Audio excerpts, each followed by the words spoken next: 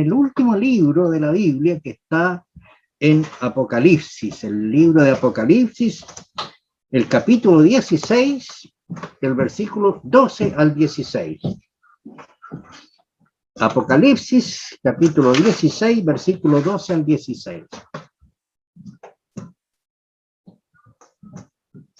Ahí tenemos algo muy interesante que vamos a estudiar esta mañana. Es una cita y dice lo siguiente. Ahí dice: el sexto ángel derramó su copa sobre el gran río Éufrates, y el agua de este se secó para preparar el camino a los reyes del oriente. Vi salir de la boca del dragón, de la boca de la bestia y de la boca del falso profeta, 3 espíritus inmundos semejantes a rana. Son espíritus de demonios que hacen señales y van a los reyes de la tierra en todo el mundo para reunirlos para la batalla al gran día del Dios Todopoderoso. Yo vengo como ladrón, bienaventurado el que vela y guarda sus vestiduras, no sea que ande desnudo y vean su vergüenza. Y los reunió en el lugar que en hebreo se llama Armagedón.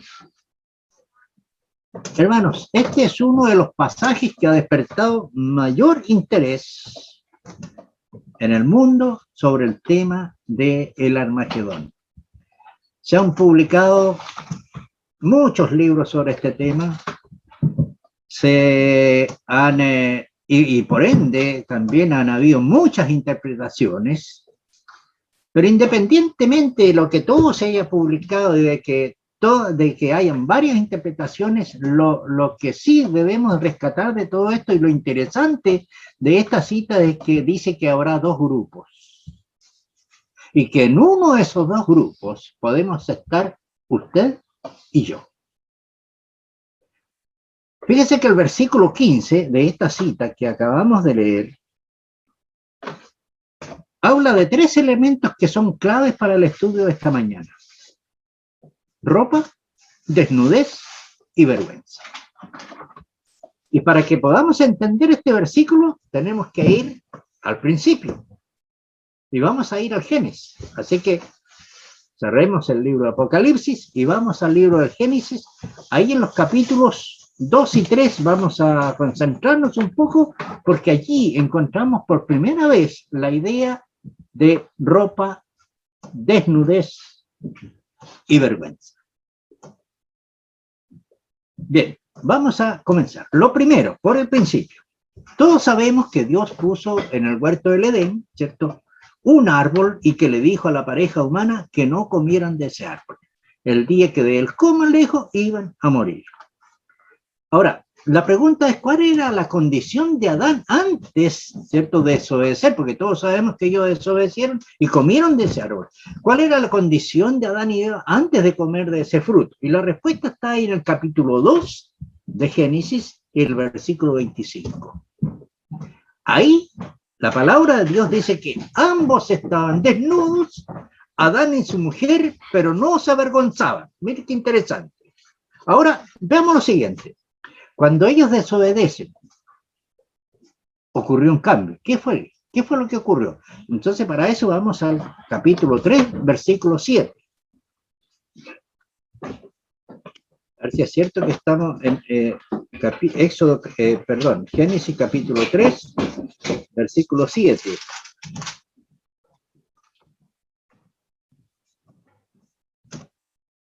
Entonces fueron abiertos los ojos de ambos y se dieron cuenta que estaban desnudos.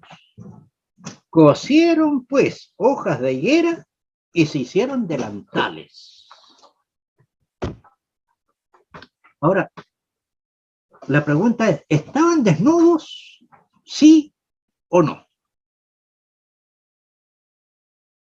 Para mí, miren, estaban desnudos, sí, pero en el contexto desnudo, que no tenían esta ropa que nosotros usamos, no estaban cubiertos con eso.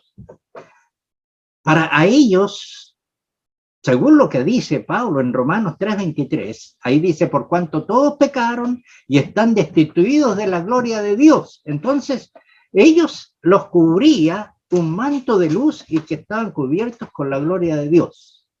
Y encontré por ahí una cita de Elena de White, que está en Testimonio Selecto, en el tomo 2, en la página 36, y que nos habla un poco de esto.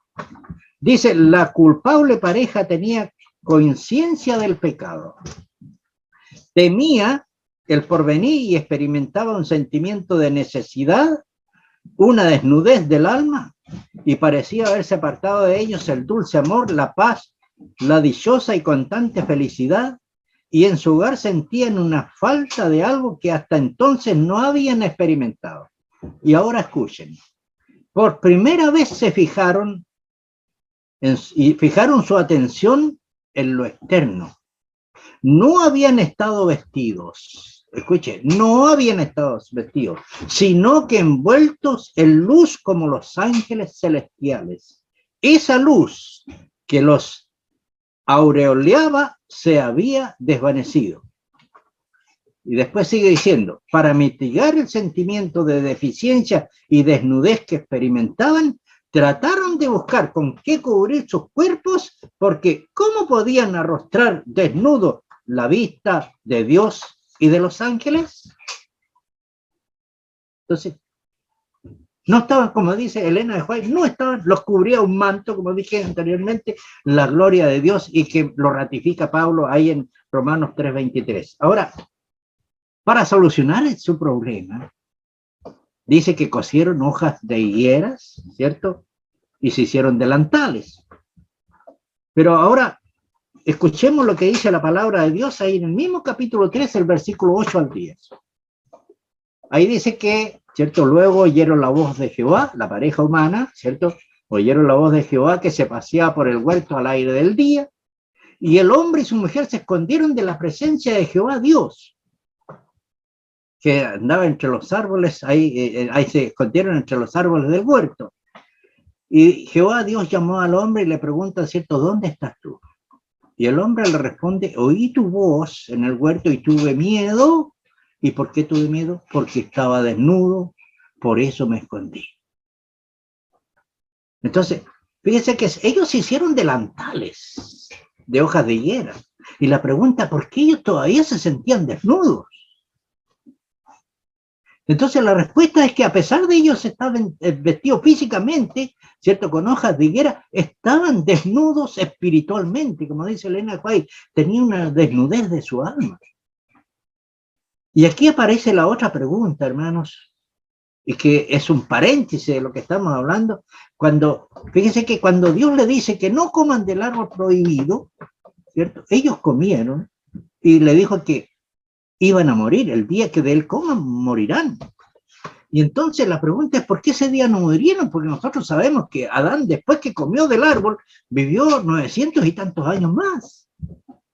Entonces, la respuesta a esto, ¿murieron o no murieron? Para mí sí murieron ese día. No murieron físicamente, pero sí murieron espiritualmente. Y ahora, vamos a ver el versículo 15 de este mismo capítulo 3. Esta es la primera promesa que hace Dios al hombre. La primera promesa que hace Dios a la humanidad. Y esta es la primera profecía que está escrita en la Biblia. Y creo que todos conocemos este versículo. Cuando hablamos Génesis 3:15, nos damos inmediatamente cuenta de qué estamos hablando. Pondré enemistad entre ti y la mujer, le dice Dios a la serpiente. Pondré enemistad entre ti y la mujer, entre tu simiente y la simiente suya. Esta te herirá en la cabeza y tú le herirás en el talón. En otras palabras, Dios prometió que iba a mandar al Mesías y que iba a luchar contra Satanás y lo iba a vencer. Ahora, en esta cita que acabamos de leer, tenemos 4 elementos claves. Una mujer, una serpiente, enemistad y 2 simientes o 2 descendientes. Varias preguntas para esto, hermanos. La primera pregunta, ¿cómo esta simiente iba a aplastar la cabeza de la serpiente? Que es Satanás, ¿cierto? Porque la serpiente es Satanás. La otra pregunta es, ¿cómo Dios iba a restaurar al hombre a su condición original donde no se sentía desnudo? Y la otra pregunta, ¿cómo Dios iba a cubrir la desnudez del hombre que era el resultado de la transgresión y la desobediencia?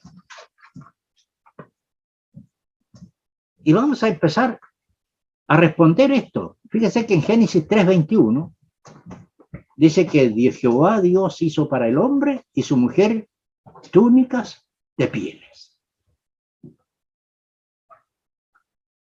Ahora, para conseguir la piel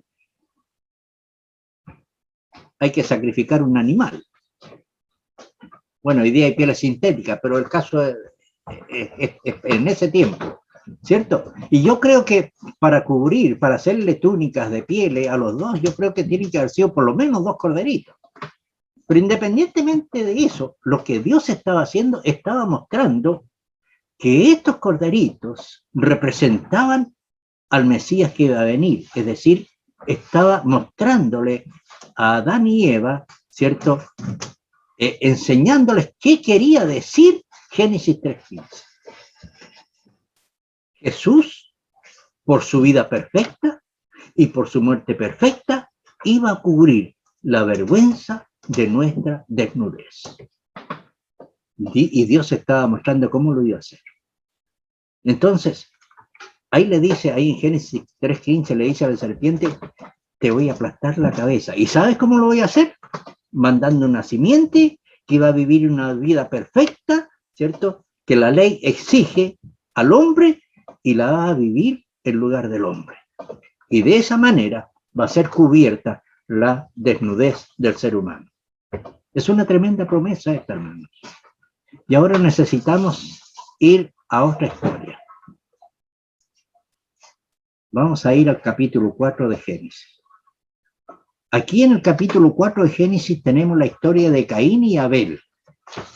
Y usted se preguntará, ¿qué tiene que ver esta historia de Caín y Abel con el asunto del Armagedón? ¿O cómo se conecta esta historia con el capítulo 16 de Apocalipsis que leímos al comienzo? Fíjese que la historia de Caín y Abel es la primera ilustración de Génesis 3:15. Porque fíjese que ahí tenemos los mismos elementos. Tenemos a una mujer que es Eva, tenemos a una serpiente, sí, porque ahí en 1 de Juan, capítulo 3, versículo 12, dice que no como Caín, que era del maligno, y tenemos enemistad entre 2 hermanos.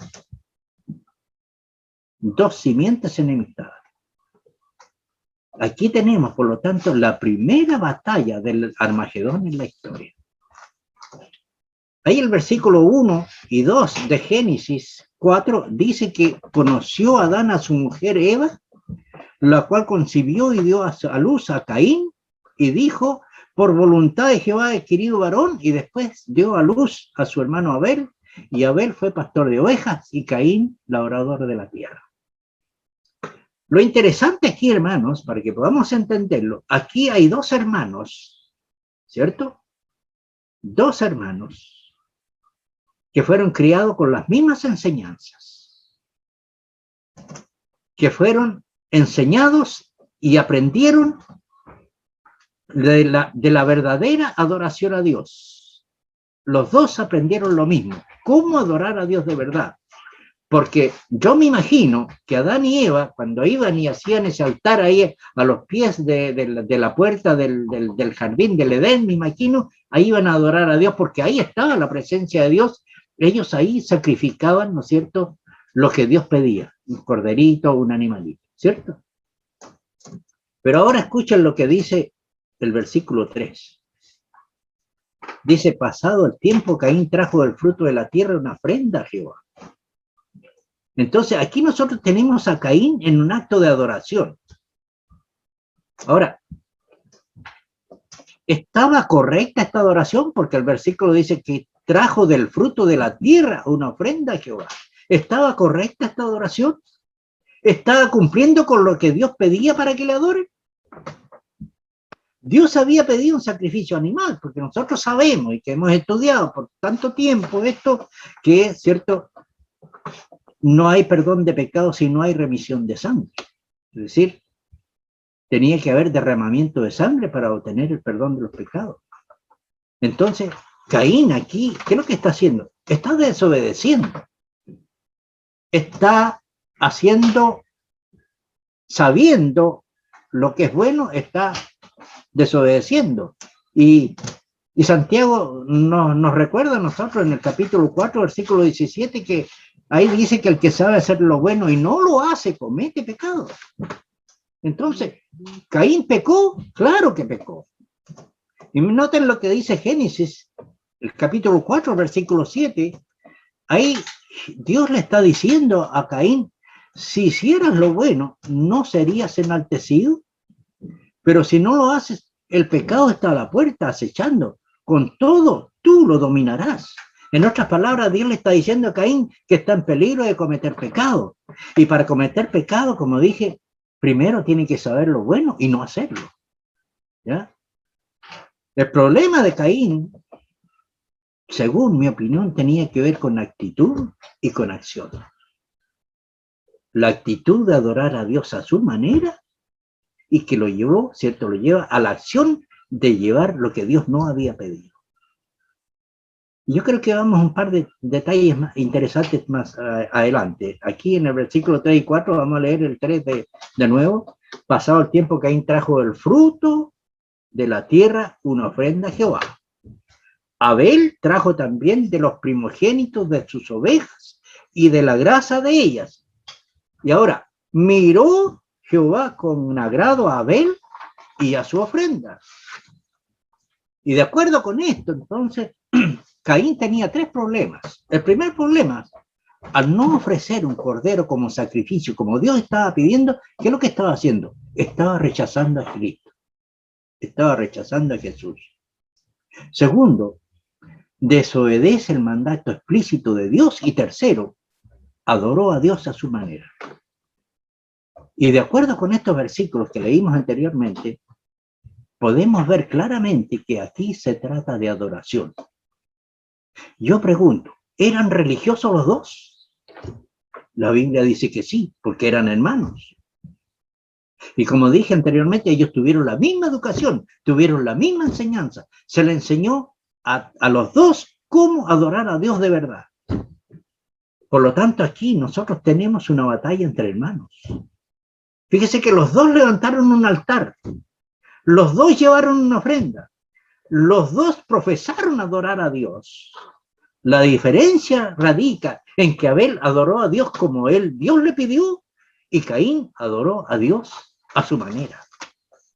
Y ahora la pregunta, hermanos, ¿será posible que en los últimos tiempos esas van a ser las características que van a distinguir a los dos grupos de adoradores en el mundo?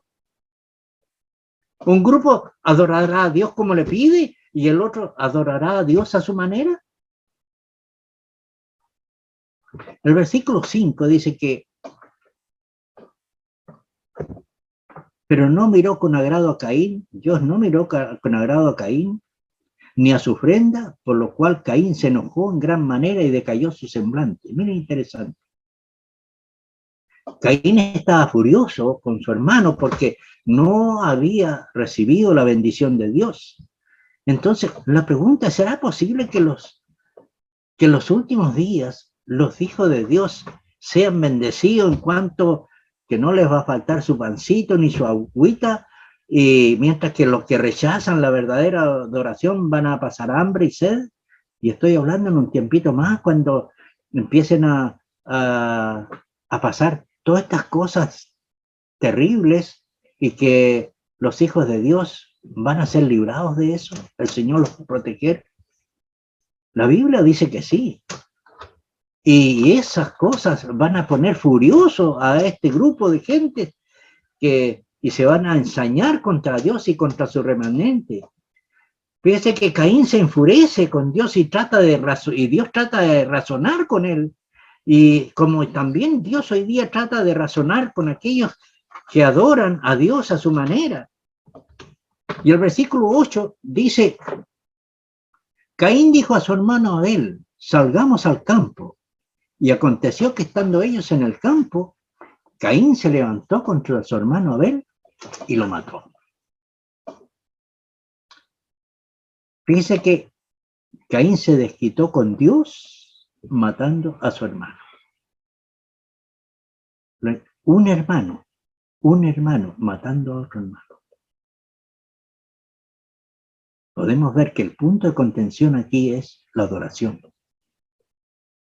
Y la Biblia nos dice claramente que la primera batalla fue entre dos diferentes caracteres. Y el versículo 10 dice una cosa interesante, que Jehová viene y le dice a Caín, ¿qué has hecho? La voz de la sangre de tu hermano clama a mí desde la tierra. Efectivamente, se ha cometido una injusticia. La injusticia es que el malo muere, perdón, el bueno muere y el malo vive. Y era necesario hacer justicia. Necesariamente tenía que hacerse justicia, por lo tanto, la sangre de su hermano Abel estaba clamando que se le hiciera justicia. El verdadero, ¿cierto? El verdadero adorador fue muerto y el falso adorador no. Entonces, la pregunta es, ¿será que al final de la historia se va a repetir esto mismo? Y en Génesis, el capítulo 4, versículo 5, el versículo 15, ¿verdad? En la última parte, dice que Jehová le puso una señal a Caín para que no lo matase cualquiera que lo hallara. Y la pregunta es, ¿será que al final de los tiempos los desobedientes van a recibir una marca? La Biblia dice que sí. Vamos a hacer una aplicación a esta historia. Como dije, esta historia es la primera batalla de Armagedón. La única diferencia entre esta primera historia y la batalla de los fines de los tiempos, que la primera fue de dos individuos y la última será entre dos grupos de alcance mundial. Un grupo tendrá el carácter de Abel y el otro grupo tendrá el carácter de Caín. Dos grupos, los obedientes que están cubiertos con el manto y el otro grupo, los desobedientes que están desnudos. Y otra cosa interesante, que en Apocalipsis también hay un contraste. Hay un contraste bien marcado. Acá tenemos dos trinidades. Una trinidad que es divina y otra trinidad que es falsa. La trinidad divina está compuesta por el Padre, el Hijo y el Espíritu Santo. Y la trinidad falsa está compuesta por el dragón, la bestia y el falso profeta. Estos son las dos cosas que están representadas acá y que va a ser en los últimos tiempos. Porque en los últimos tiempos, al final de todo, van a haber solamente dos grupos. Los verdaderos adoradores y los falsos adoradores. Y Apocalipsis también dice que hay tres ángeles a cada lado y dice que de la boca del dragón salen tres espíritus inmundos a manera de ranas. Y los espíritus inmundos son los ángeles caídos. Pero Dios también tiene tres ángeles. Esos tres ángeles son los que se vieron volar ahí en medio del cielo de Apocalipsis 14:6. Ahora, el propósito de estos tres ángeles es reunir a toda la raza humana al lado de Dios. Y el propósito de los tres espíritus inmundos a manera de rana es reunir a todos los habitantes de la tierra en rebelión contra Dios. Y en Apocalipsis también hay dos marcas. La marca de la bestia que señala a los falsos adoradores y el sello de Dios que señala a los verdaderos adoradores. Hay dos grupos, ¿cierto?, con diferentes líderes. En Apocalipsis 14:1 dice que los fieles siguen al Cordero por donde quiera que vaya, y en Apocalipsis 13:13 dice que los desobedientes van en pos de la bestia. Y también aquí en Apocalipsis tenemos la idea de lavar las vestiduras y blanquearlas con la sangre del Cordero. La misma idea del Génesis. Apocalipsis 7:14 dice ahí, él me dijo, estos son los que han salido de la gran tribulación, han lavado sus ropas y las han blanqueado en la sangre del Cordero. Es decir, que estos son los que han aceptado la verdad de Jesús, practicando la verdadera adoración, adorando en el verdadero día, el día sábado, y guardando los mandamientos de Dios, y dice que tienen la fe de Jesús. Y ahora, en Apocalipsis 12, el versículo 17, que lo leímos, dice que el dragón se llenó de ira. ¿Por qué se llenó de ira? Lo mismo que pasa que le pasó a Caín. Se enojó con su hermano porque no fue bendecido. Acá dice que el dragón se llenó de ira contra la mujer y se fue a hacer guerra contra el resto de la descendencia de ella y contra los que guardan los mandamientos de Dios y tienen el testimonio de Jesucristo. Entonces, tenemos que aquí que Satanás va a estar muy enojado contra los que adoran a Dios de verdad. Y lo interesante de este texto que es el cumplimiento de Génesis 3:15. Porque aquí fíjese que están los mismos elementos. Hay una mujer, hay un dragón o una serpiente, hay una enemistad y tenemos la simiente. Y aquí tenemos entonces que la batalla de Caín y Abel, aquí en esto se amplía, ¿cierto?, a la batalla final entre el dragón y la mujer con su descendiente. Ahora, ¿se acuerdan ustedes que la sangre de Abel clamaba por justicia?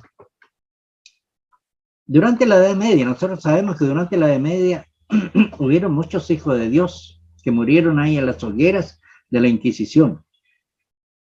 Y Apocalipsis habla de ese grupo, al igual que Génesis, que habla de que la sangre de Abel clama.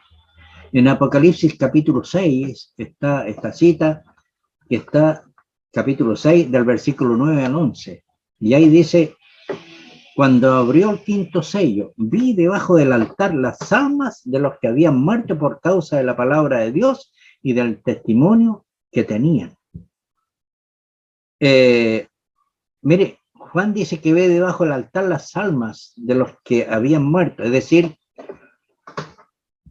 cuando Dios le dice a Caín que la sangre de su hermano Abel estaba clamando por justicia, no es que era Abel el que estaba porque Abel ya estaba muerto. Esto que ve también Juan, ellos están muertos. Las almas, nosotros sabemos que la sangre es la vida y la vida es el alma. Por lo tanto, Juan aquí nos quiere decir que él vio la sangre, vio debajo del altar la sangre de los que habían muerto por causa de la palabra de Dios. Esa sangre estaba clamando a Dios también, igual que Abel, por justicia. Y ellos decían: ¿hasta cuándo, Señor Santo y verdadero, vas a tardar en juzgar y vengar nuestra sangre de los que habitan sobre la tierra? Y dice que entonces se les dieron vestiduras blancas y se les dijo que descansaron todavía un poco tiempo hasta que se completara el número de sus consiervos y sus hermanos, que también debían ser muertos como ellos. En realidad, lo que le está diciendo aquí, y lo que ve Juan, ¿cierto? Esto es una manera de simbolismo que hay que interpretarlo. Entonces, dice que se les dieron vestiduras blancas y se les dijo que descansaran un poco de tiempo más, porque ellos ya están seguros. Ellos están seguros. Pero lo que pasa ahora es que en el futuro habrá otro grupo de líderes que van a ser mártires, otro grupo de hijos de Dios, de verdaderos adoradores de Dios, esos que no van a adorar a la bestia ni su imagen, y van a ser perseguidos, y probablemente muchos de ellos serán muertos por ser fieles a Dios. Y al final del versículo 11 dice que cuando se complete el grupo de los mártires, entonces Dios vengará las sangres de todos a la misma vez. ¿Y cómo lo va a hacer? Dice la Biblia que, claro, van a ser resucitados para honra y gloria de Dios. Esa va a ser su recompensa. Y también ellos van a ver la justicia de Dios aplicada. Entonces, ¿se acuerdan de Génesis capítulo 4, versículo 15, donde Dios le puso una señal a Caín para que no lo mataran? ¿Será posible que los rebeldes al final de la historia van a tener una marca? ¿O esto es coincidencia?